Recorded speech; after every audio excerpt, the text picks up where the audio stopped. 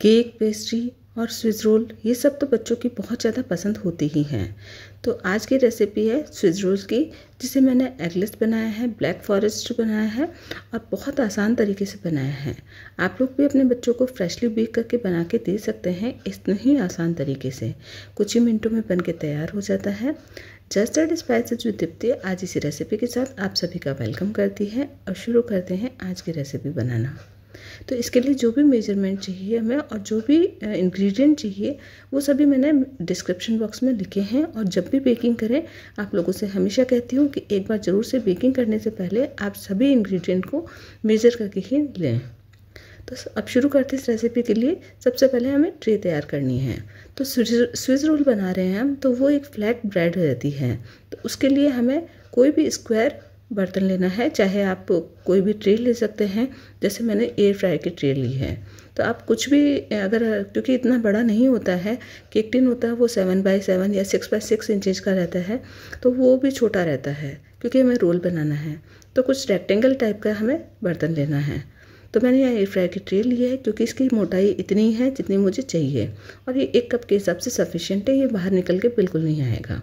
तो ये भी आपको डेप्थ का भी ध्यान रखना है कि इसकी डेप्थ इतनी होनी चाहिए कि कम से कम 1 से 1.5 सेंटीमीटर तक का हो, तभी आपका अच्छे से वो स्विस रोल की लेयर बनेगी। अब मैंने इसको अच्छे से ग्रीस कर लिया है और इस पर बेकिंग पेपर भी लगा लिया है। अभी यहाँ पर मैंने 90 ml के जितना दूध लिया है। टोटल मैंने 110 जितना दूध लिया था, यानी 2-3 चम्मच जितना दूध मैंने बाद में ऐड किया है। अभी दूध को कर्डल करने के लिए मैंने 1.5 चम्मच विनेगर ऐड किया है। इससे दूध आसानी से कर्डल हो जाएगा। देखिए दूध मैं डालती हूँ और सभी जो चीज़ें ले रहे हैं बेकिंग की कभी भी तो हमेशा रूम टेम्परेचर की होनी चाहिए। तो ये दूध भी बिल्कुल रूम टेम्परेचर का ही है, ठंडा हमें चीज़ें कोई भी यूज़ नहीं करनी है। अब 1/4 कप मैंने यहाँ पर मेल्टेड बटर लिया है। और अगर आप घर पे बना रहे हैं बच्चों के लिए तो आप घी या जो अनफ्लेवर्ड ऑयल रहता है वो भी आप यूज़ कर सकते हैं। इसके साथ ही मैंने 80 ml के जितना कंडेंस मिल्क लिया है, जिसे मैंने घर पर ही बनाया है। तो बस दूध को आप बराबर चलाते रहिए, उस पर कोई मलाई वगैरह नहीं आनी चाहिए। कंडेंस मिल्क आपका रेडी है और इसमें सिर्फ चीनी मिक्स करनी होती है, तो चीनी मिक्स करके पकाना है। तो हमने कंडेंस मिल्क डाला है इसलिए मैंने यहाँ पर 1/4 का कप जितना चीनी लिया है।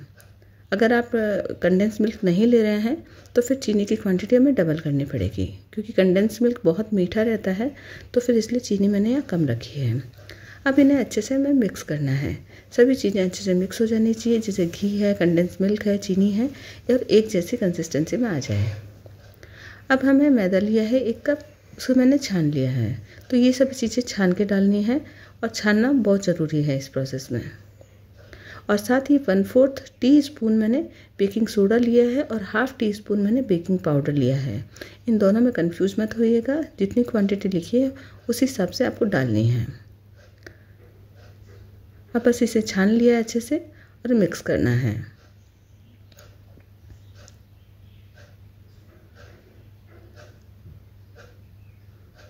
अभी बैटर अभी गाढ़ा सा लग रहा है, तो हमें जो विनेगर और मिल्क का जो मिक्सचर बना के रखा था, ये दूध कर्डल हो गया है, तो वो अब हम इसमें ऐड करेंगे। तो थोड़ा थोड़ा करके डालते जाएंगे और इसे मिक्स करेंगे। और बहुत ज़्यादा आसान है इसे घर पर बनाना, आप कुछ ही मिनटों में इसे बना सकते हैं और बच्चे भी घर पे खाएंगे तो बहुत खुश हो जाएंगे। ज़रूरी नहीं कि आप इस पर क्रीम वगैरह लगाएं, आप जैम वगैरह भी जो मार्केट में मिलता है वो भी आप लगा सकते हैं। घर पर जैम बना सकते हैं बच्चों के लिए, वो आप लगा सकते हैं। और इवन आप ये ब्रेड बना के बच्चों को देंगे ना, तब भी बच्चों को बहुत ज़्यादा पसंद आएगी। अभी देखिए इसकी कंसिस्टेंसी मुझे गाढ़ी लगी, तो जैसा मैंने शुरू में बताया था कि मैंने थोड़ा सा मिल्क और ऐड किया था, तो मैंने यहाँ करीब 30 ml जितना मिल्क और लिया है, यानी 110 टोटल लिया है मैंने। तो ये मिल्क मैंने इसमें डाल दिया है धीरे धीरे करके और अच्छे से मिक्स करना है। कट एंड फोल्ड मेथड से करना है। देखिए जिस ढंग से मैं कर रही हूँ, और कोई लम्स नहीं आएंगे क्योंकि हमने मैदे को छान के लिया था।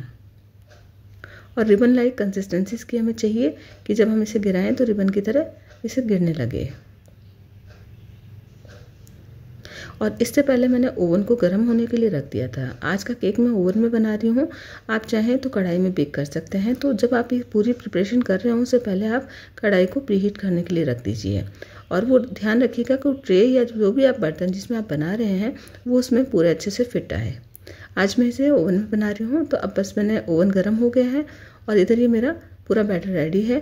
तो मैंने इसे इस जो भी मैंने तैयार किया था ट्रे उसमें मैंने डाल दिया है।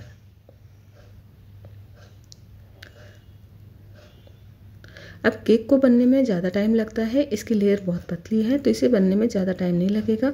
तो 15 से 18 मिनट के अंदर ये बन जाता है। तो मैंने 16-17 मिनट के बाद खोला था, तो आप 15 मिनट के बाद एक बार ज़रूर चेक कीजिएगा ताकि ये अच्छे से बेक हो जाए।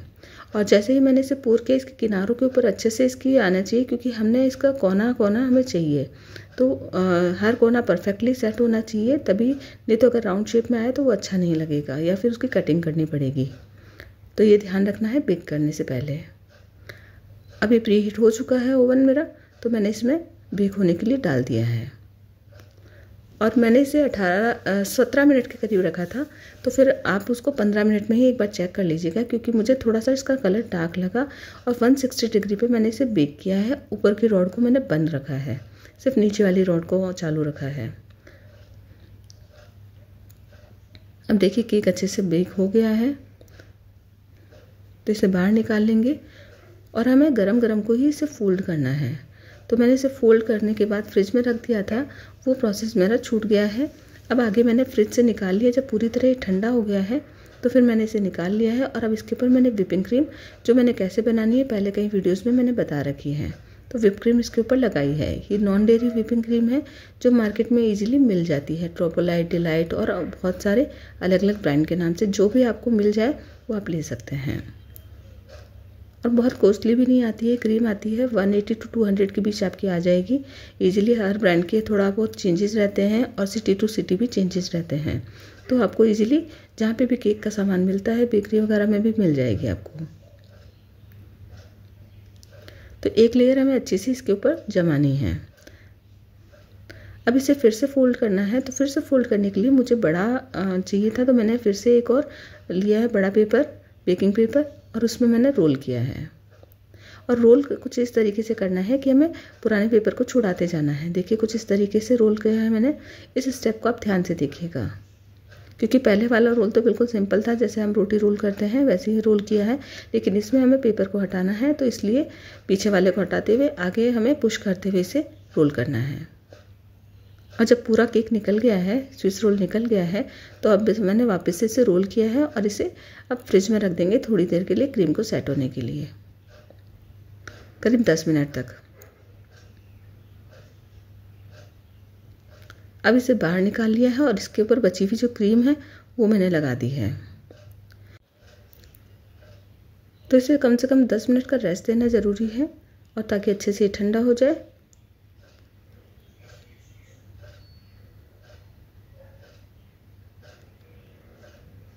अब मैंने इसे एक जाली के ऊपर रखा है और इसके ऊपर मैंने अप्लाई कर दिया पूरा। नीचे मैंने पेपर हटाया नहीं था, नहीं तो क्रीम ढंग से नहीं लग पाती वो। और क्रीम लगाने के बाद में मैंने डार्क जो मॉर्डे चॉकलेट आती है वही मैंने की हेल्प से इसे बारीक बारीक चॉप किया है, देखिए जंग से, और सब तरफ से लगा दिया है। तो हमारी ये डार्क फॉरेस्ट स्विस रोल बनके बिल्कुल रेडी है। आप भी घर पे बनाइए, देखा ना कितना आसान है इसे बनाना, और बच्चों को ये बहुत ज़्यादा पसंद आया था। तो आप लोग ज़रूर से बनाइएगा। बिल्कुल सॉफ्ट एंड स्पॉन्जी बना है, खूब अच्छे से लेयर्स आई है इसमें, और बनाना भी बहुत आसान है। अगर आप लोगों को ये रेसिपी अच्छी लगी हो तो इसे लाइक शेयर कीजिएगा, और मेरे channel just add spices with Deepti को ज़रूर से सब्सक्राइब कीजिएगा। Thanks for watching.